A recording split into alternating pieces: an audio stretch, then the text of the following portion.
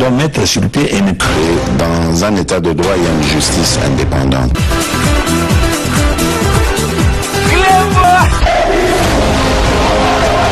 Ce n'est pas pour rien qu'il faut des conseils.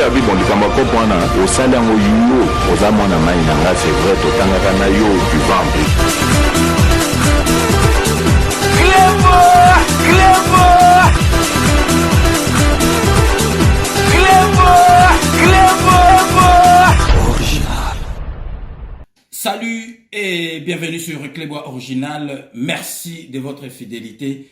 5 minutes avec César Ngadi. Tout le monde est d'accord et il en restera ainsi pendant très longtemps. 5 minutes à Lelo, Tokolobela, si je sais Moko. Si je sais Moko, Oyo, Lelo, Tokolobela Bino, Nenge Fayulu, Martin Fayulu, candidat malheureux à présidentiel, Oyo, à côté sa haine. Na ba congolais oyo bazalaki na esprit moukier, donc à côté sa haine, à côté sa tribalisme, na ba staff naie ndenge basalaka ba mission, donc je préfère taire le nom ya bateau basalaka ba mission oyo tribal pour ne pas faire leur publicité bino moko boyebi bango, donc ndenge na lobaka na kotikaka yango te ceux qui le peuple congolais ba faible, donc ba kota na masola qui tribalisme. Donc, Congolais a comment partagé, donc, ti est comme na makambu tribal, c'est à cause de Martin Fayulu, wana nako tikaka yango jamais.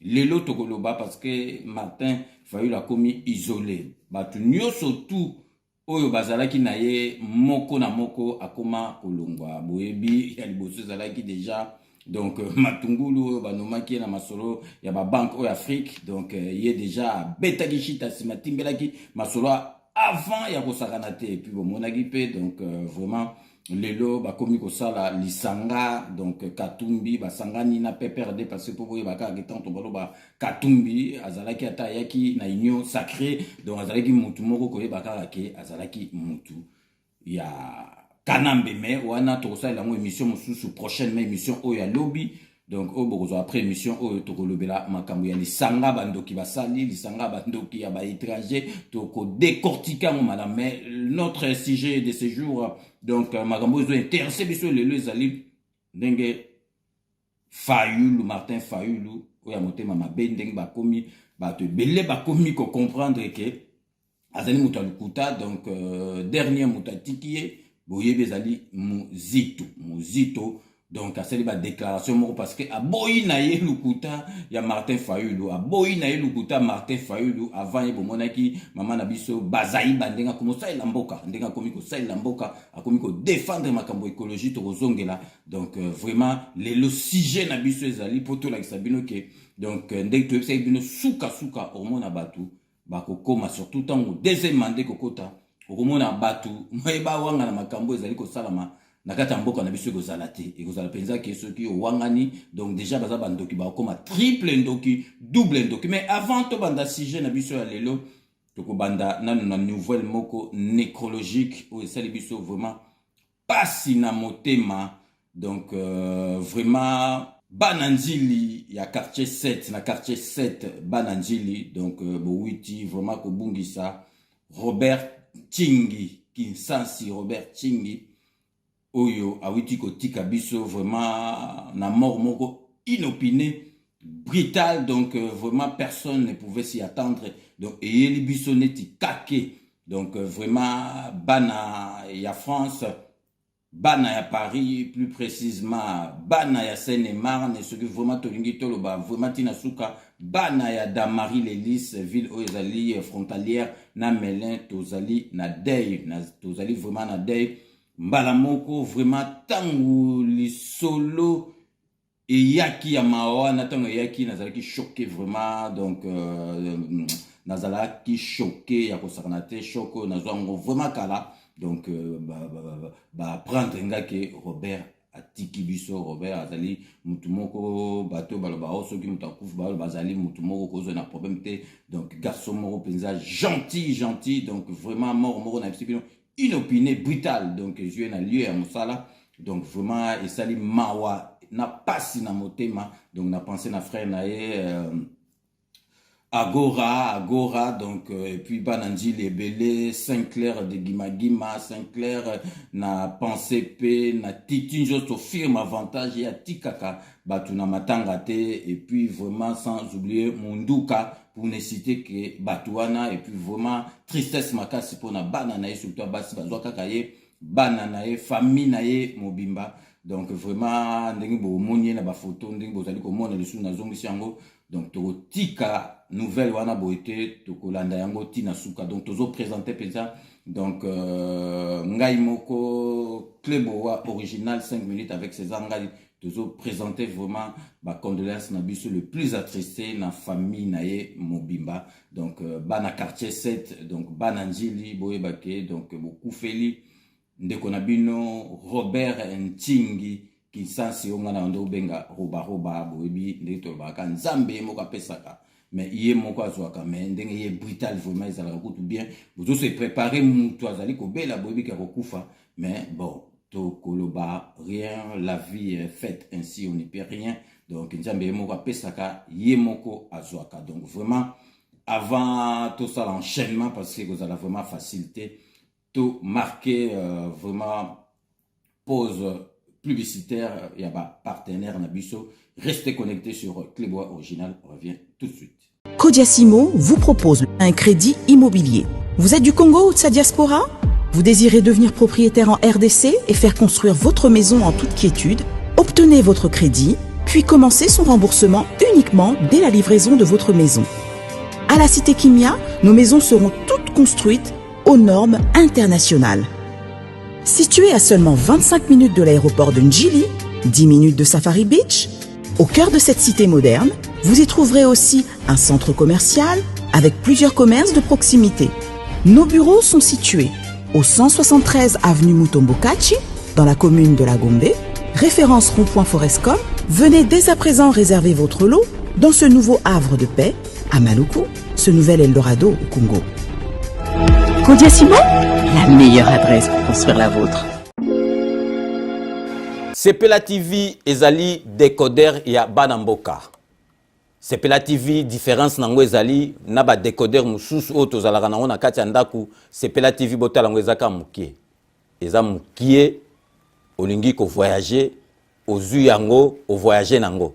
Parce que ba décodeur obiso to zalaka nango evandika na ndaku mais Sepela TV déjà za mukie botala ozu o kolti yango na poche na kosi na poche à veste au voyager au memi yango partout dans le monde ici kazo kende. Donc ozaka na besoin ya câble HDMI, courant na internet. Internet est comme partout, courant zalaka partout. Donc ils en a plus de 500 chaînes yo surtout ya kitoko. Bilengi ba choix ya congolais kaka mutaoye bango. Donc congolais kaka mutaye bango. Congolais kaka mutaoye ba elengi nini yo kaka. Donc congolais kaka mutaye bango. Donc c'est Sepela TV ça ya Banamboka. Bozwa abonnement nango okozwa ngo ya ne mobimba okozwa ngo pe par mois au bengi bango na ba numéro na bango bozali komona. Donc Sepela TV ezali décodeur ya yo ya ngai. Donc ezali ya étranger te ezali ya Banamboka. Avec Sepela TV tout le monde est d'accord et il en restera ainsi pendant très longtemps. Bienvenue dans le monde de Sepela TV. Sepela TV est le décodeur qui vous permet de suivre les chaînes du Congo en direct de la diaspora. Ndeko ya Congo, tunanga ininyo agence wami service oyo ya madame Mireille Wakanke azawana mobimba pona bino ba diaspora bolingi kotinda mituka toba kolia ndenge na ndenge kohésiter na yote. Adresse Ezase Moko 5 boulevard Ornano numéro 75 018 na Paris 16e. Awa na République démocratique du Congo na ville province Kinshasa. Boko Zoyango na Avenue Maringa numéro 83 référence étoile bleue na commune ya Kasavubu. Soit bo contacter la ba numéro oyo. Maman Mireille Wakanke tata pambola yo. Na yaka pamba te soko moni na ye. Kombo na yo na témoignage na yo eke musika pe betinga na motema. Na mona ba agence na sena moi oyo lukute za makasi na ba agence na escroquerie. okomona mosali ya nzambe asali mpe publicité bato bazotala me agence na bango vérité eza te. Namoni mituka, namoni bilamba, namoni bakoli nyonso bato batindaki ndenge bayebisaki nga yaka kokontrole na kontrole. Namoni musala oyo osala wami service libota na nzambe bisika ya kotinda biloko eza na wami service. Oui, yaboye ezala te ndeko kosazarde te agence eza kaka moko wami service ya madame Mireille Wakanke atie la disposition ya badiaspora nyonso pour que bokomisaka bakoli na bino mituka na bandeko oyo baza na Afrique avec impact na idéologie. Wami service, pardon, maman Mireille Wakanke balinga pe ba congolais boyete prix ya mobobé. Wami service et pas Mireille Wankake. Wami service frappe na le, frappe na retour. Chez Elbito Coiffure, toujours, ça marche comme ça là, avec expédition là. Toujours.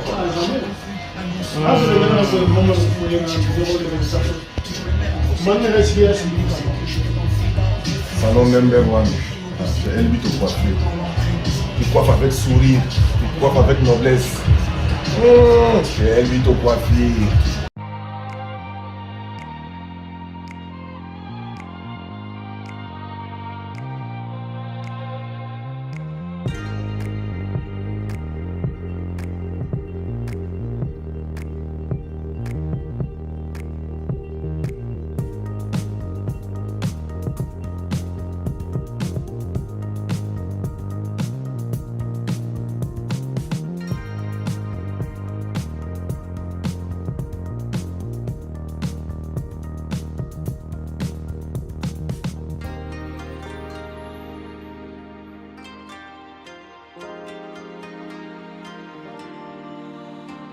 Donc, Boébike, vraiment, après Nouvelle Wana, il fallait tout ça transition pour, donc, esprit zonga normal, donc, Boébike, il faut tout continuer émission, mais avant tout continuer émission, Nazali, quand même, na mise au point, moko ya kusala. Boébi, précédente émission, nangai, tolobaki, makambo oyo, ya Cardinal Ambongo. Donc, nga nazali mutute ke so na lobili kam na oya o na senga pardon o na zongi sa makambu non. Ngai na lobaka makambu na yebaka na makambu na lobaka avant na réfléchir avant na loba. Donc o na lobaki si c'était à répéter, je dirais la même chose. Na fingi cardinal te na zongi seka na nzela parce que ya azali ko lobake. Donc soki papa azali ko ya zoya po na président de la République pour na mboka zoya atala ka batu nyo surtout ya wana ngayebisa ki yebisa papa kende et pas Poutine qui est en Ukraine mbalo po ba côté msous pe celui pape a ngaya ba boyaka mais celui pape déjà zo na mboka na biso na invité donc yo cardinal yo mto invité ou be président de la République mto invité qui celui président de la République a ngaya pe papa ya na mboka na biso te na Congo a ngaya ko yate parce que Poutine a ISS ba boya papa kende donc yo mto invité qui pape te cardinal yo mto invité qui était président de la République mto a invité qui pape. Donc il faut yango ane fallait totika yango te tozong sa to manquer yote kutu nazaki na ba retenir belé parce que donc ozaka ka toloba mosala nzamba malgré tout que donc na sultan na yo la taka osala ka politique mais nazaki na ba retenir parce que ozali quand même muto yo bakoyi ko pesa respect mais na ndenge na baki ki cardinal et beba ki cardinal et beba et ningina la sabino bomona place ni les problèmes et comment soko moni ba mbongo ba catholique wana ba mbongo balingaka président de la République était parce que à Longola cop na bango. Donc boyebi que enseignement gratuit et enseignement de base, école gratuite. Boyebi que ba catholique, ba pape, donc ba catholique donc cardinal na ba chole ba bundela ki yango ba bundela ki on parce que cop na bango ba bando sa na ba école na bango catholique. Ba koyi ko linga présenter parce que présent yé a lobby ba tunyo surtout ba ko futa batunyo surtout bako futaka ke la cité ba parents bazali ki vraiment na sengo po bomona bana msu bando tangane oyo ba parents msu batangisi bano ano batangisi bana msu me bana ekomeka siko uniforme resomba donc bana tout na biso na diaspora to vanda calme za su te mbongo ya classe bonabo mais bango balinga kité parce que ba bando ko sala cop na bango na kati bolanda bino moko représentant azaki na kati ya makambo na bango ya école na bango catholique oyo azali koloba po comprendre kaka ke ba cardinal wana mbongo na ba shole wana banani ata shole atubela senga pardon ba kokaki kolinga Félix Antoine Tshisekedi te parce que mutuni nanga ko za contre enseignement gratuit enseignement de base gratuit muta ozana contre te mais église catholique bando bondisango parce que raison ezali oyo bino moko bolanda na bilili. J'étais dans le comité de parents, je connais beaucoup de choses. Pour nous expliquer ces dossiers, qu'est-ce qui se passe? Je prends seulement l'église catholique. Allez-y. Sur toute l'étendue du territoire, l'église catholique est en train, n'est-ce pas, de gérer plus de 12 000 écoles. 12 000 écoles. L'église catholique. L'église catholique. Un allié de taille pour l'éducation. Pour l'éducation, effectivement. Ouais. C'est pourquoi on les appelle les conventionnés. Parce qu'il y a une convention entre l'État et ces églises-là. Donc, c'est-à-dire, ici, à Kinshasa, nous avons plus de 100 000 élèves, n'est-ce pas, candidats d'éducation de base qui dépendent de cette église-là. Mais ce qui est curieux, Noël, c'est quoi? À l'époque, quand nous, on payait, parce qu'au fait... Là, vous étiez encore dans le comité des parents. On était dans le comité de parents. On était dans le comité de parents. Ce ne sont pas les parents qui sont appelés à payer les enseignants. On l'avait fait en fonction de ce qui s'était décidé dans le temps pour favoriser un peu les parents et les enseignants, n'est-ce pas? À l'époque, c'était une valeur d'une bouteille de coca. Au-delà de ce que l'État donnait, les parents avaient la charge de payer. La charge comme de dans payer. les écoles privées. On a évolué pour commencer à payer $360 dans l'école où j'avais ma fille. Okay. Mais sur chaque argent qu'on payait, l'archevêché. Avec combien? Comment se faisait la Pas l'archevêché, d'ailleurs, l'archevêque. L'archevêque de Kinshasa. Prenait $100 sur chaque minerval de l'élève. Expliquez-nous bien. Nous avons plus ou moins de 100 000 élèves catholiques et vous prenez $100. Par élève? Par élève. Pour l'archevêque? Oui. Donc sur le 100 000 que compte Kinshasa, l'archevêque avec 100 $ sur chaque élève. Appelez quelqu'un qui viendra me contredire parce que j'étais à l'APEC. Ah bon? Ça c'est de 1. Quelle révélation. Toutes les autres institutions ici, le promoteur, le sœur, ponctionné, le comité de parents, on avait 1% sur chaque minerval. Là, c'était avec le régime Kabila. Avec le régime Kabila, quand on payait. Et aujourd'hui, quand un autre président, Félix, vient, il vous dit gratuité, on ne paye rien. Ah, donc vous êtes en train d'arracher, n'est-ce pas, quelque chose dans la bouche. Les avantages personnels. Donc, c'est-à-dire, en quelque sorte, personne ne voudra entendre ce son de cloche. Ah, c'est là que ça fâche. Oui. Donc, il m'a Landa, donc, Bomoni va expliquer bien. Bon, on va imaginer que, donc, cardinal, n'a pas cholo, n'a pas linga, président de la République d'Aïe. Aya, l'ongoli, bango, cop, n'a bango, donc, on est fromage, n'a mbebo, ba, botoli, n'a cop, c'est quoi, au moins, qui va comprendre, tina nini, tilelo, donc, cardinal, azala, na moté, ma pincement, mon coquin, pour balongo, la bango, cop, n'a bango, bango, donc, ya bango, à la part. Non! Ozala wapi, donc ezala qui gratuit pour na batunyo surtout bango siko basango bazo bundel balingi ke bafuta rambon pour bango bazo ba pourcentage na kati. Donc bino moko comprendre et puis to lingi to so ngasumukie donc papa zali donc à sala na croix rouge te. Donc pour ya kotalaka ba pays mo papa roya na pays o ezali bien OEP ba sambelaka OEP stabilité et ezali bien neti président de la République na biso Congo na biso stabilité ezali parce que na 18 à Kanambe papa yate donc ndenge na epseki bino donc Vatican ezali pays donc ezali na Italie banomaka ambassadeur na Rome pe na Vatican bomoni président uti ko nommé ambassadeur a nommé ambassadeur na Italie za division de Rome na Vatican bazana monnaie na bango bazana national bango bazana drapeau na bango donc ezali mboka ezali donc papa zani ti président neti roi donc lobate ya on a tout tika kité que oloba n'importe quoi malgré tout osali et cardinal to fingiote to zongisionde n'attend donc vous comprendre ma be witawa pona nini ba combataka président de la République parce que ba bebisa cop na bango avant to kota susu na kati ya masolo ya sujet na biso ya lelo tozali kolobela lisusu bobo sanate tozali ko répéter na batunyo surtout bosomba livre oyo la vérité des urnes 2018.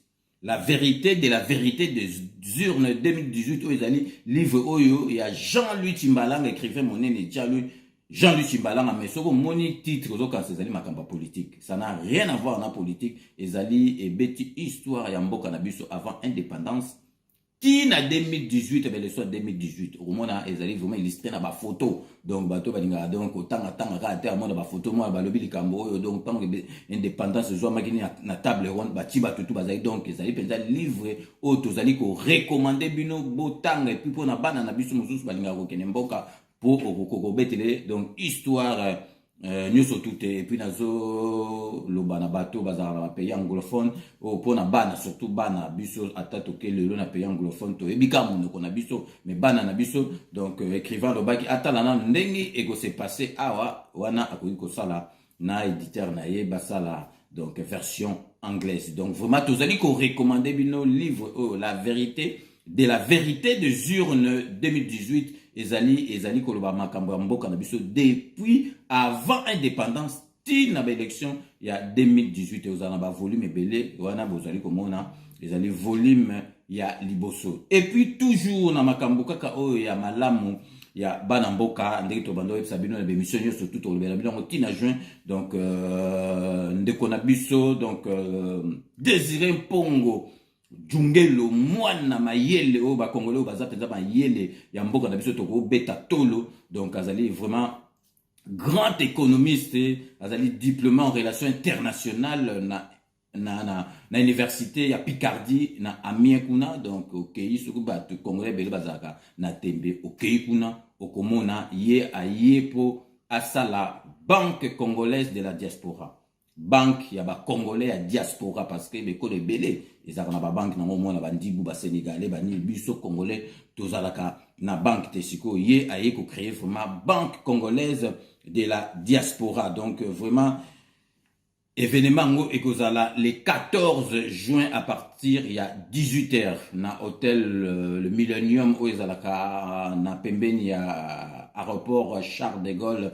Roissy Charles de Gaulle. Donc vraiment le 14 juin tout bazala na rencontre wana mais ils allaient sur inscription donc il faut s'inscrire tu combo na invitation donc vraiment pour na ko s'inscrire il faut ko benga madame Grace Botolo bobengi madame Grace Botolo na 06 49 11 05 24 donc 06 49 11 05 24 bato bazali banda précédé de 0033 ndenge bozali ko mona yango bobengi pour bo s'inscrire na kati ya masolo wana donc et puis tokolobela pe événement boyebi congolais nyoso tout akomi kosangana congolais nyoso tout akomi na motema malamu congolais nyoso tout akomi na idée moko boyeke mboka ne fo makambo esimba événement boyebi ezali moko na mois prochain.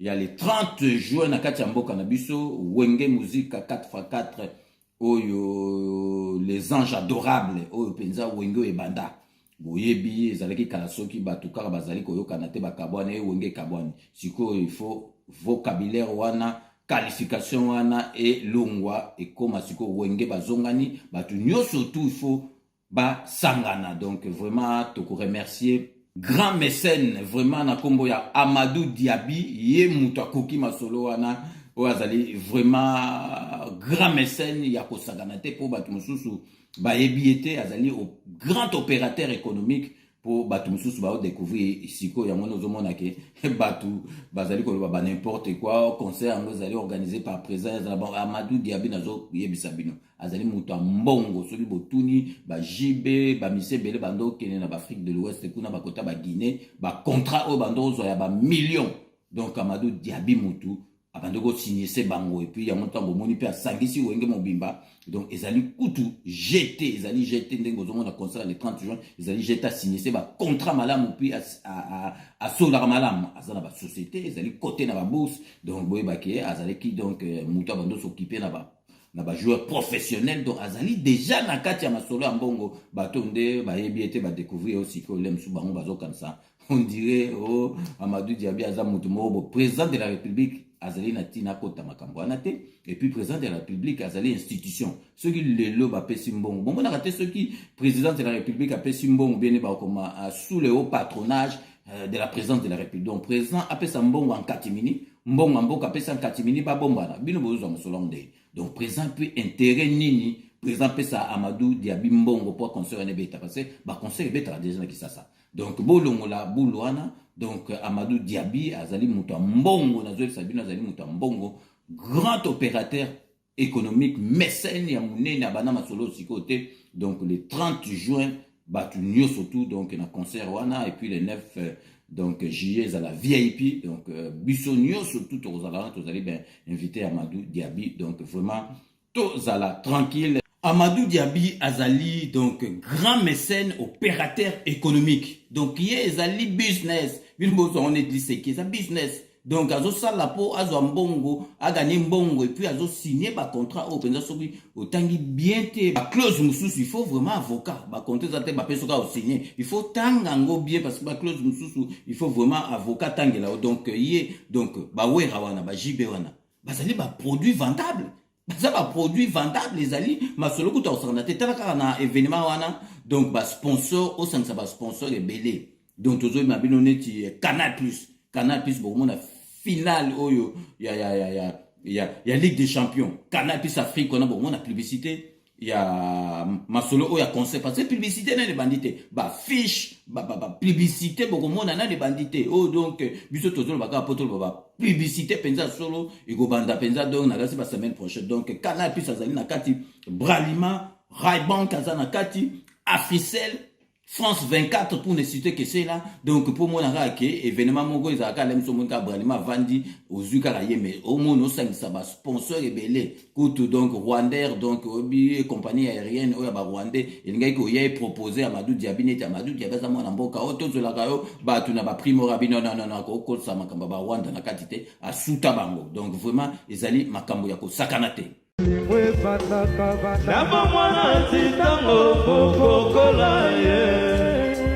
Mawa bolingwe banda kabanda bo mwana titango kokola ye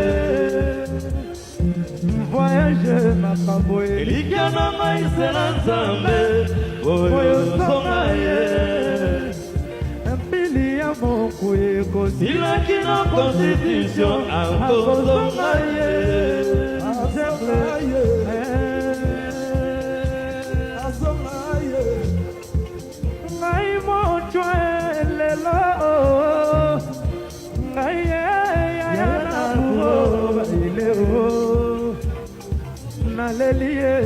Demolition menace. Kana lelie l'antenne de base. Watch, j'ai confiance. Père de famille, exactement, tu as confiance. Ouais.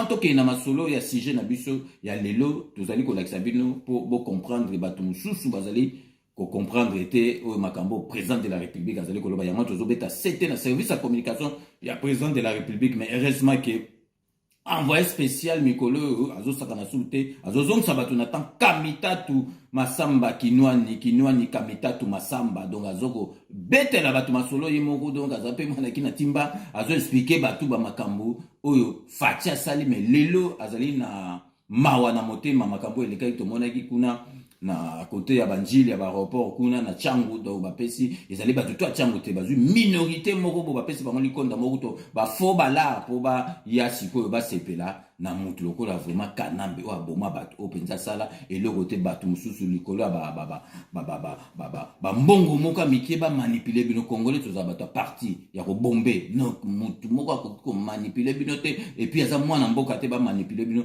tozotia bino image bolanda donc l'envoyé spécial il y a chef de l'État, monsieur Kinwani Masamba Kamitatu, a expliqué bino na vidéo makambu oyo et pesa ki mawa zongi sabino a rafraîchi bino mémoire bateau bazo saneti ba bunganzela. Envoyé spécial ya chef de l'État Mwanamboka Kinwani Kamitatu Masamba atalisi regret na ye na oitali comportement ya bakinwa misusu mingi penza bandeko ya district ya Tchangu oyo baswetaka air moko na sentiment retour ya régime passé alors que bazali bango moko ba témoin ya makambo oyo leka na mboka oyo pendant 18 ans talati na Mwanamboka Kinwani Kamitatu Masamba atalisi na bana Tchangu regret na ye na ko interpellaka conscience na bango isala yenga kaka pasi na quel sens na sens oyo izake namuni bandeko nanga ya Tchangu mwa ndambo ya bandeko wana po izaki bangonyo sote mwa ndambo bandeko po babosana kike bango mtu ba facilita arriver ya batu wana awa na Kinshasa Tchangu nde mutepesa yi bango nzela po bakota na Kinshasa soki biso Tchangu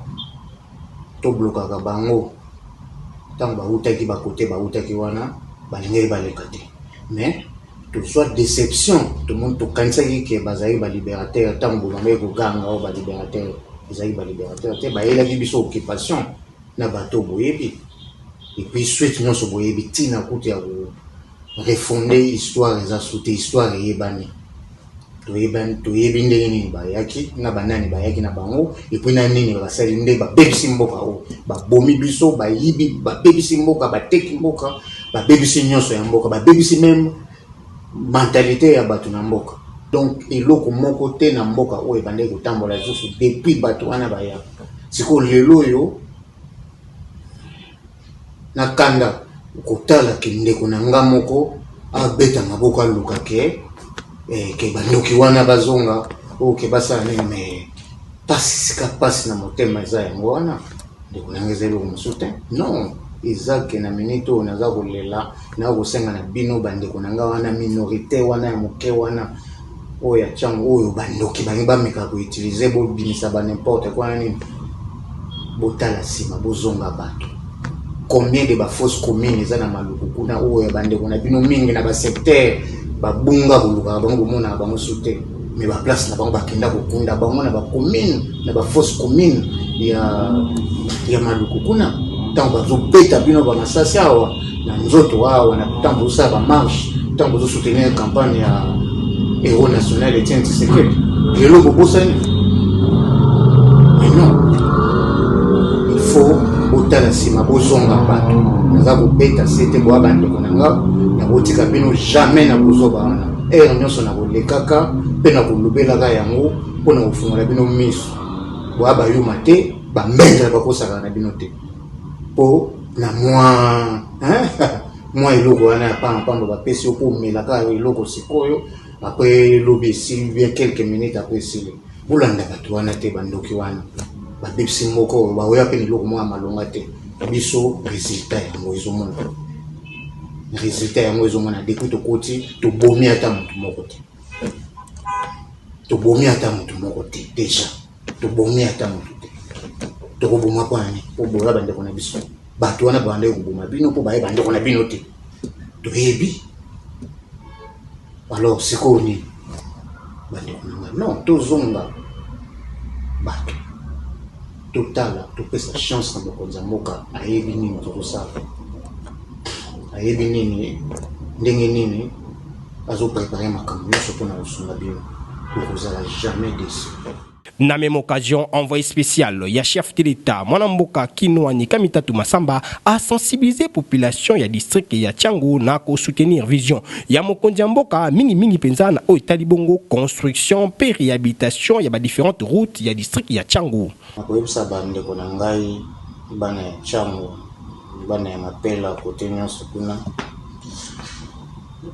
bozala kimia vraiment bozala na motema ya kimia pe ya bolingo mosala eza makasi toza kosala mosala ebele mokonzi ya mboka aza na susi na bino makasi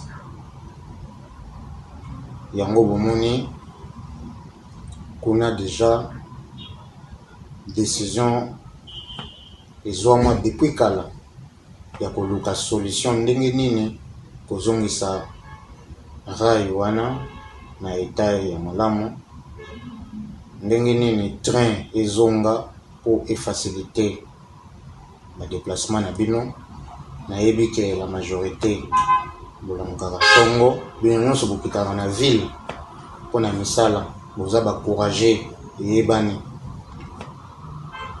kote wana moto kuta koyi contredire aza te nzela etikala kaka moko bino nyonso bokokota na bambouteillage na boulevard Lumumba bokokoma na ville na bareta bozwa mpenza temps mingi te ya kotractionne ya kosala baactivité na bino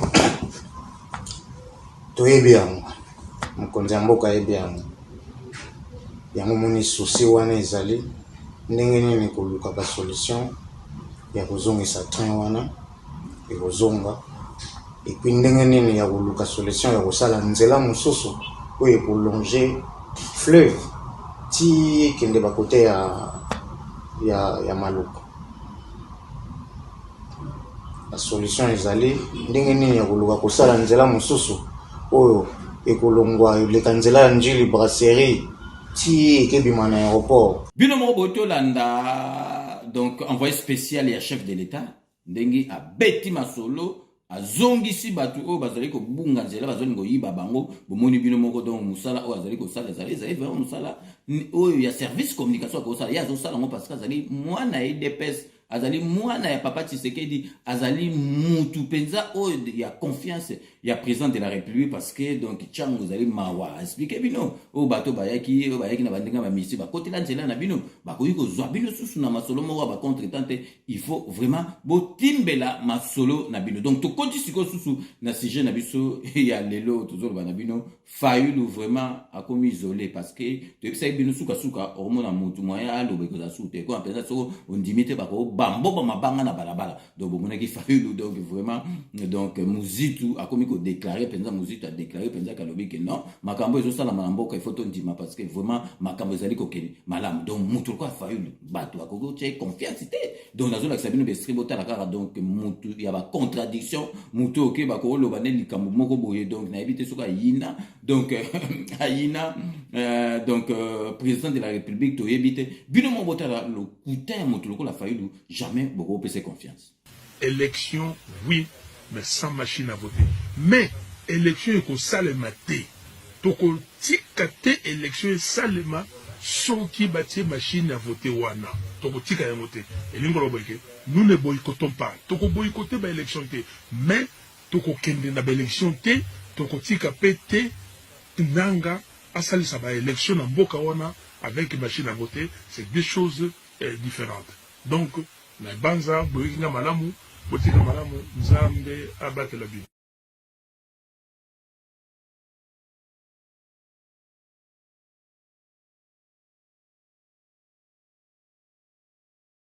Nous ne disons pas que si vous trouvez la machine à voter, vous boycottez. Nous demandons d'aller voter. Si c'est machine à voter, je ne suis pas candidat. Je suis pas candidat pour aller aux élections avec une machine à voter. Nous ne disons pas que si vous trouvez la machine à voter, vous boycottez. Si c'est une machine à voter, je ne suis pas candidat pour aller aux élections avec une machine à voter. Démagogie. Je vous dis ceci exactement, je vais répéter pour que vos téléspectateurs écoutent bien.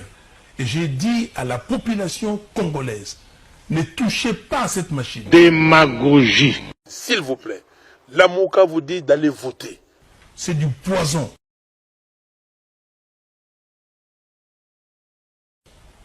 Vous comprenez? Ne touchez pas à cette machine. Où est-ce que vous trouvez que nous demandons aux gens de boycotter? Démagogie. Donc nous disons, il faut des élections sans machine à voter. Démagogie. L'Église catholique aura 40 millions d'observateurs. Démagogie. L'argent que je prends à l'Assemblée provinciale de Kinshasa, j'ai pris 20 chégués qui travaillent pour la communauté. Démagogie. Mes avocats ont présenté des copies des procès-verbaux à l'audience à la Cour constitutionnelle. Démagogie. Des revanches, on m'a tiré dessus, mais ça avait absolument rien dire pour moi. Démagogie. Donc, binomo boito landa, donc bote na mutu, alingaki la président de la République, mutu ba contradiction, alobi bolobi, nous avons c'est extrêmement muke bota la journaliste Moko a tourné à moi, c'est a tourné question, alobi à répondre, ndenge moko ndenge président de la République azali kolba. Ti journaliste on a dit ah bon, on a moni penza que olobi ka ndenge moko ndenge président de la République Fachi Béton alobaka fâché non nalobi ndenge wana te ok ce que Hollandi makambo alobaki alobi asali raisonnement asali analyse donc lecture ndenge moko président de la République alobaki meye donc si fika batangi ko akomba président de la République donc ye akondima te bino moko bolanda na bilini. Impunité sur les éventuels crimes économiques commis sous l'ère précédente? Pas nécessairement. Les crimes, je vous ai dit, s'il y a des instances spécialisées qui relèvent cela, on s'y penchera. Mais je n'ai pas à fouiner. C'est ça que je veux dire. Moi, je ne ferai pas ce travail d'aller fouiner dans le passé. J'ai trop de travail qui m'attend. Je n'ai pas le temps de m'attarder sur ça. La réponse, c'est que la justice doit faire son travail, laisser la justice, et je ne veux pas entraver le travail de la justice. Là, vous venez de dire la même chose que Félix Tshisekedi. Au moins, sur ce point-là, vous êtes d'accord, hein? S'il vous plaît. On n'a pas dit la même chose. Donc, bino moko zolanda, donc, alobi ndenge moko na président de la République, donc, journaliste, on a zongissier, donc, il y a Chabani Record, donc, journaliste à Chabani Record, PDG Chabani Record, on a appelé Mbote, donc, à boy kondima, mais bino moko bolandi ke a sololi, ndenge moko président de la République marque à solaka. Donc, pour mon ara ke Fayulu, moté Mali Kundu, moté Mama Be, on a moni ke Batu, bazali ko kene boyo na ba photo, ndenge bazalaki avant, donc, ndenge bazalaki avant, donc na lamuka na bango na siko ndenge ba komi bozomo na bino mo na ba photo ndenge bazalaki avant na siko ndenge ba komi donc vraiment na la sabino siko bomo na mama na biso bazaiba donc fayu la bandoko lekise azana mayele mama wana tala na oyo si sa carrière na nge yo beba pamba so na landi aventure a fayu boyo kabino mo ndenge lelo mama bazaiba akoma ko défendre mboka na biso na masolo etali écologie. Chers ministres, chers collègues, je n'ai pas un discours magistral à faire, mais je voudrais donner ici la position de mon pays, la République démocratique du Congo, par rapport à la lutte contre les changements climatiques, en me reposant sur le programme d'adaptation. Que signifie adaptation pour la République démocratique du Congo dans le cadre de lutte contre les changements climatiques? Il s'agit bien entendu de nous adapter à la nouvelle donne de réchauffement climatique, ce qui va nous permettre non seulement d'avoir la force résiliente de faire face à ces enjeux du climat, mais aussi et surtout contribuer à atteindre l'objectif que nous nous sommes assignés de maintenir la température planétaire à 1,5 degré Celsius, car cela va de la vie de toute l'humanité. Pour ce faire, mon pays, au sein du bassin du Congo, la République démocratique du Congo se présente à l'humanité comme étant un pays solution. La solution naturelle que nous recherchons, il s'agit du potentiel forestier que nous mettons à la disposition de l'humanité.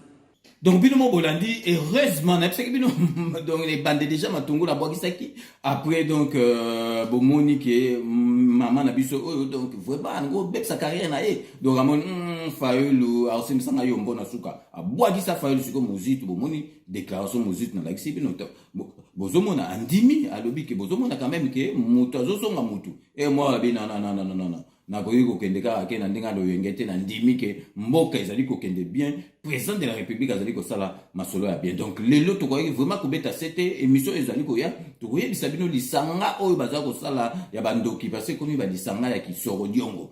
Parce qu'au lieu base la focaliser dans makambo bandolo ba élection au salamate pour bango babulaki ke 2023 élection au salate élection au salama ba ma carte d'identité élection au salama kitoko siko boya bo salama solo ba komi ko sangana donc biso to ko salela bango émission to zongi c'est la bango masolo to faire comprendre bango ke lisanga na za même pas kuta ba congolais et puis to retourner bango ba question o ba pesa biso na lisanga na bango ba sali ba réponse ba kokozong c'est la bisoté donc to komi vraiment na suka ya émission na biso ya lelo donc nako c'est jamais qu'on remercier bino na fidélité na bino ndeka na lobaka. Je vous laisse le soin d'en tirer vos conclusions et de me faire parvenir vos commentaires comme d'ailleurs vous en avez l'habitude. Donc so to komi na suka ya émission bobi base jamais to koyi kotikaka yango donc to bandara toujours honorable Jean Moutala. Merci, il y a trop honorable Jean Moutala na ebi kuduté ndenge na remercier pour na news auto sal rapport na 5 minutes avec César Ngadi. Honorable Jean Moutala na Katia Londres, merci na news auto au sal rapport na 5 minutes avec César Ngadi to keisiko na kati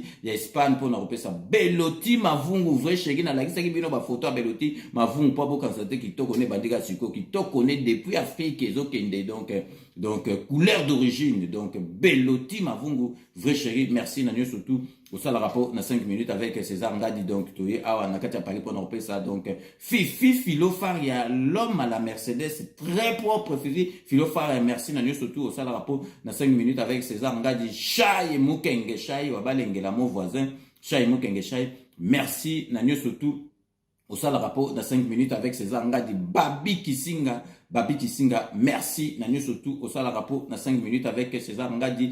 Alain Delo na Katia Paris na robot sur le petit frère propre Alain Delo. Merci na news auto au sal rapport na 5 minutes avec César Ngadi.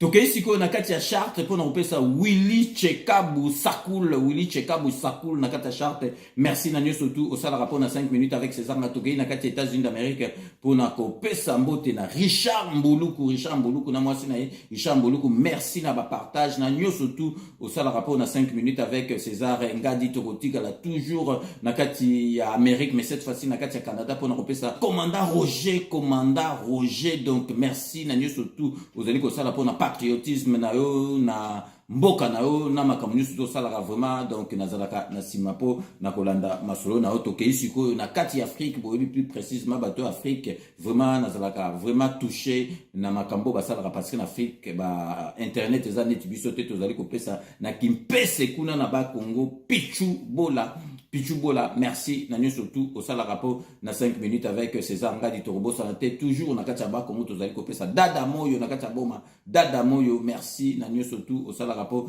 na 5 minutes avec César Ngadi donc toko sukisa na kati ya Angleterre tozongu na kati Angleterre pour kopesa Jano Matundu merci na nyo surtout au sala rapport na 5 minutes avec César Ngadi et puis les kato sukisa na santé za malamu te au sala bebishot au za na ba projeté à tozala bongo batumsu bakolia moto kosuki na dokotolo na biso Jean-Paul Djamba. Donc c'est la fin de ce 5 minutes avec César Ngadi. Merci de l'avoir suivi. Cette émission a été réalisée par Willy Kunda et Edino Image Panza Sangoya Congo. Nous allons nous retrouver avec grand plaisir dans 24 heures pour un nouveau numéro. D'ici là, portez-vous bien et à très bientôt. N'oubliez pas, tout le monde est d'accord et il en restera ainsi pendant très très longtemps. Bobo Sanote Kanambe Akozwa Masolo Nambunchu Penadikos.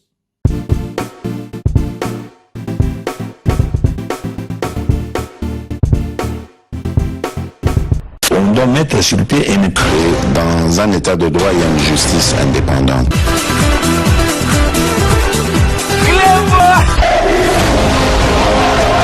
Ce n'est pas pour rien qu'on fait des conseils. Puis bon likamako pona au salaire au yo aux amona maina c'est vrai to tangaka na yo tu vends